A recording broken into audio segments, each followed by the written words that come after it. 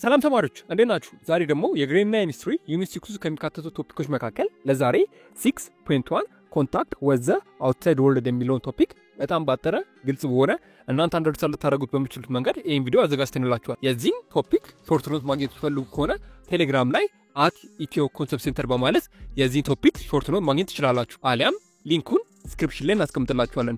እሱን ተጭናችሁ ወደ ቴሌግራም ኮሚቴያችን መቀላቀል ትችላላችሁ። መልካም ጥናት ይሁንላችሁ። 6.1 ኮንታክት with the outside world especially አፍሪካ ከሌሎች አህጉሮች ጋር አሊያም ከአውሮፓዎች ጋር ምን አይነት ግንኙነት እንደነበራት በጣም ባጠረ ግልጽ በሆነ መንገድ እንመልከተው። Portugal was European country that established early contact with the coastal regions in the West Africa. በተለይም ከአውሮፓ ሀገራት መካከል የመጀመሪያው ሀገር ከአፍሪካ ጋር ግንኙነት አሪያም ሪሌሽን የነበራት ፖርቹጋል ናት። especially ደግሞ ፖርቹጋል ከዌስተርን አፍሪካ ሀገራት ጋር አሊያም ስቴቶች ጋር ወይም ከምዕራብ አፍሪካ ስቴቶች ወይም ኢምፓየሮች ጋር ስፔሻሊ ግንኙነት መስረታ ነበር።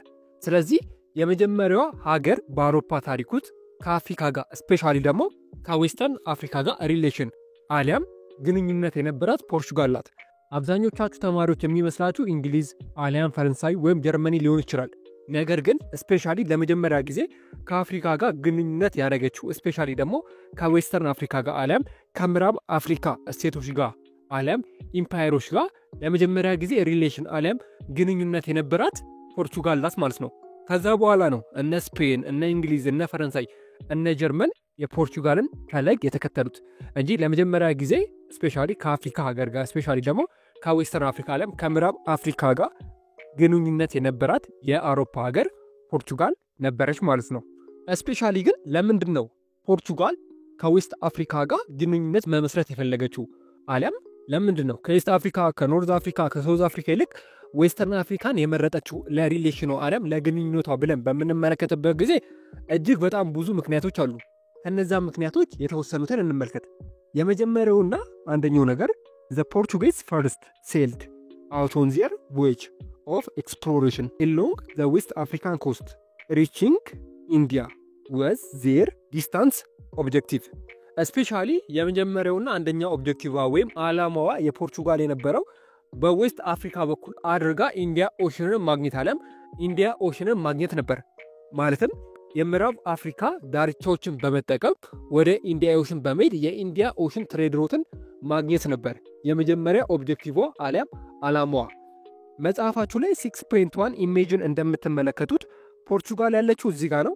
ኢንዲያ ኦሽን ደግሞ ያለው ስፔሻሊ ወደ ኢስት አፍሪካ አካባቢ ነው።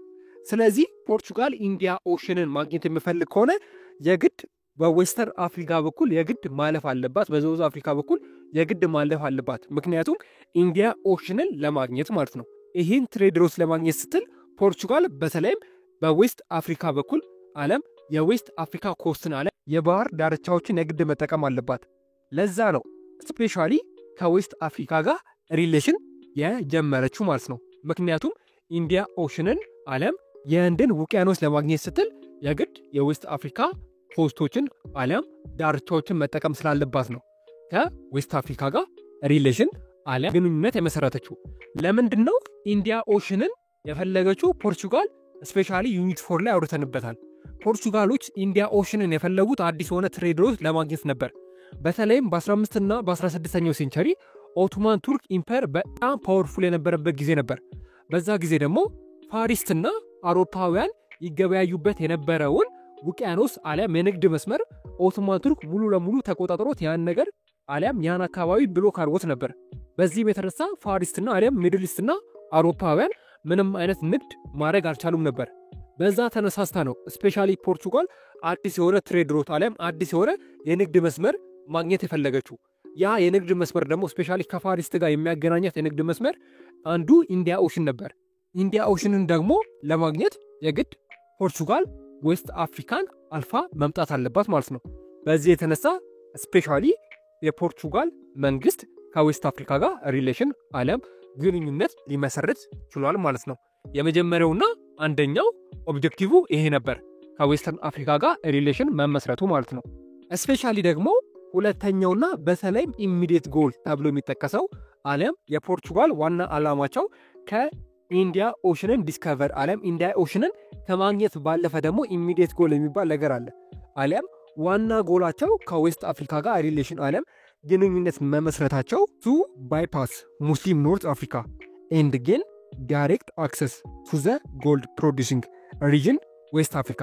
በተለይም ሜን ጎላቸው የፖርቹጋሎች ዌስት አፍሪካ ላይ የሚገኙ የተለያዩ ግዛቶችን ተቆጣጥሮ እዛ አካባቢ ያለውን የተለያዩ የሆኑ ሚነራሎች በተለይም ወርቆችን መሰብሰብ አሊያም ለራሳቸው ማዋል ነበር።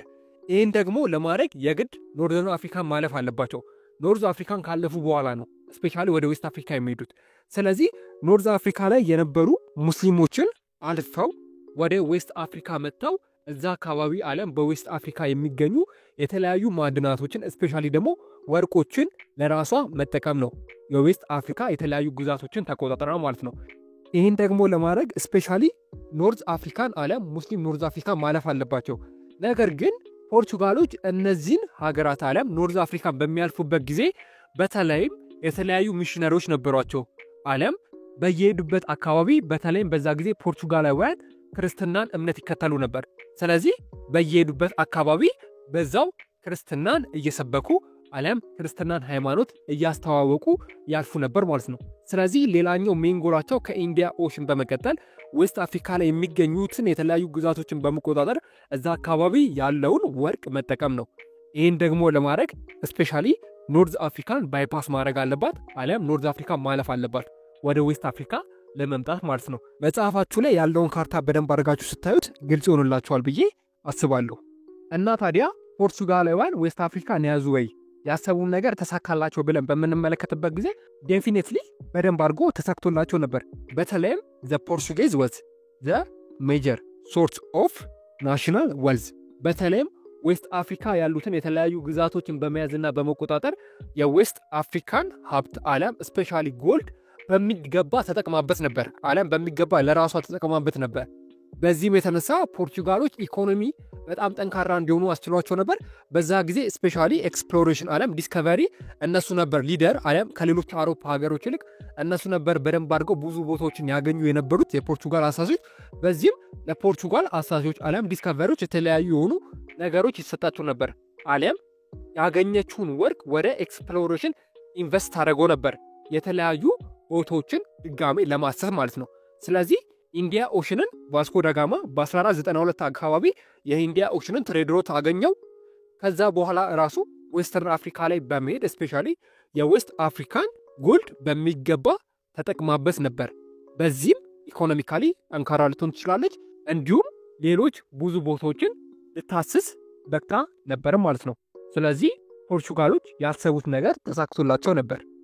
በተለይም በዛ ጊዜ የነበረው የፖርቹጋል ንጉስ ስፔሻሊ ደግሞ ኤክስፕሎሬሽንን አለም ዲስከቨሪን ያበረታታው የነበረ ንጉስ ሄነሪ ናቪጌተር በመባል ይጠራል።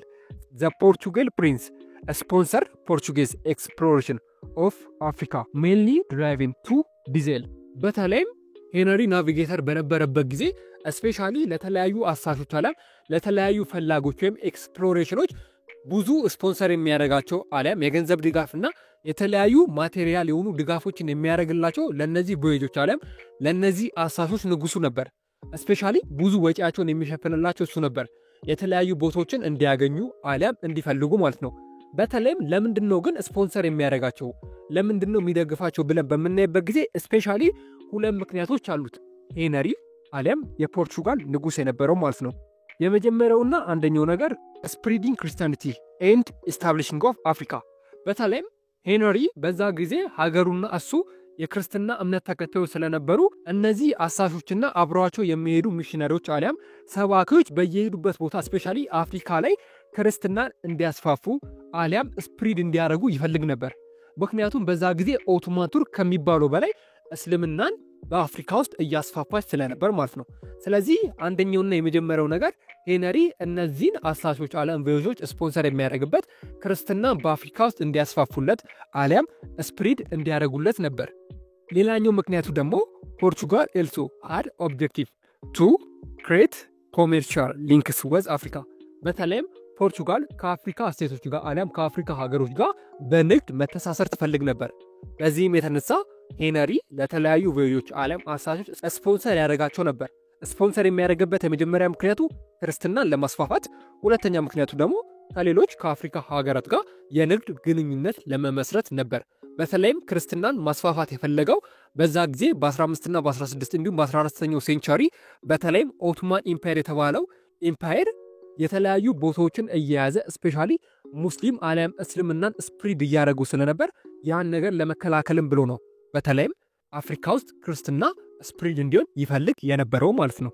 በዚህም የተነሳ ፖርቹጋሎች የተለያዩ ቦታዎችን በማሰስ እንዲሁም በማግኘት እነዛ ቦታዎችንም ኮንከር በማድረግ አሊያም በመቆጣጠር እጅግ በጣም ብዙ የሆኑ የንግድ መስመሮችን ልፈጠር ችላለች። እንዲሁም እጅግ በጣም ብዙ የሆኑ አዳዲስ ግዛቶችን ልታገኝ ችላለች። እንዲሁም እነዛን ግዛቶች ልትቆጣጠራቸው በቅታለች። እዛ ግዛቶቹ ላይ ያሉትም የተለያዩ ሚነራሎች አሊያም የተፈጥሮ ሀብቶችን በደንብ አድርጋ ተጠቅማባቸዋለች ማለት ነው።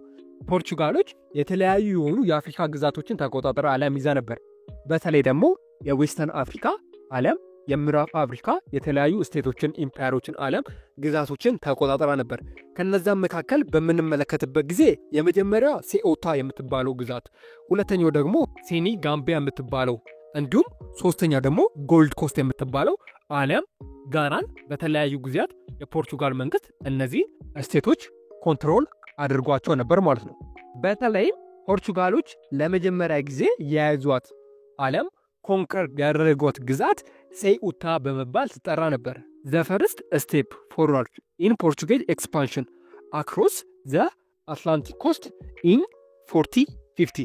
በተለይም እቺ ሴኡታ የምትባለው ግዛት አሊያም ስቴት ለመጀመሪያ ጊዜ አፍሪካ ውስጥ እቺን ቦታ የያዟት እናም እቺን ቦታ ለረጅም ጊዜ ይዘዋት ቆይተው ነበር። ስፔሻሊ እቺ ሴኡታ የምትባለው ቦታ አሁን ላይ ኖርዝ አፍሪካ ፕሬዘንት ዴይ ስፔሻሊ ሞሮኮ ብለን የምንጠራት ሀገር ናት።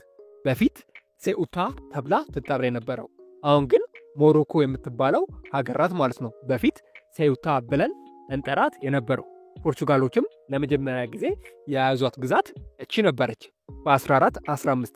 በተለይም እቺ ግዛት እንድትያዝ በዛ ጊዜ የነበረው የፖርቹጋል ንጉስ ኪንግ ጆዋ ወይም ጆን ዘፈርስት እና የሱሰን አሊያም ልጁ ትልቁ ሚና ተጫውተው ነበር። The Portuguese stayed in this part of Morocco from 1450 up to 1769, a long period constant war since the Portuguese presence was not accepted.